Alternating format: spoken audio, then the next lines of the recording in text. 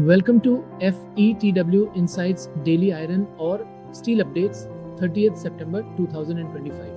Hi, I'm Dhaneshwar. Let's begin with today's key updates from the iron ore and steel market.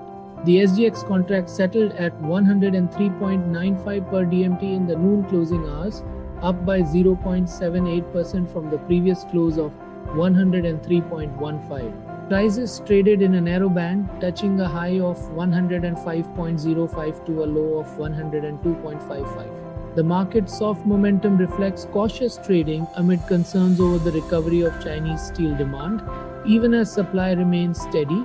The recent halt of iron ore imports from BHP by China has added to the uncertainty, tightening the supply chain, while restocking from mills and firm infrastructure activity in China continue to provide support. Weaker property sector outlook and muted sentiment have capped further upside. Despite the rise, the market remains cautious as it navigates the impact of these demand-side challenges and supply disruptions. Turning to the Indian domestic market, the Indian domestic steel market moved in a slight downtrend today, with prices witnessing a modest dip across major hubs. Trading activity slowed down, influenced by a reduction in restocking by traders and a softening in demand from end users. Overall, the market reflected a cautious sentiment with a downward bias in the near term. Pellet prices in India varies between 8,600 to 8,700 per ton ex-barbil, up by 200 rupees.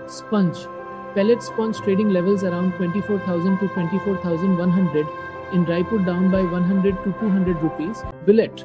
Domestic billet trading levels in Raipur at 36,100 to 36,200, down by 100 to 200 rupees. Rebar trading levels at Raipur 39,200 to 39,300 for the grade Fe 500, down by 100 rupees.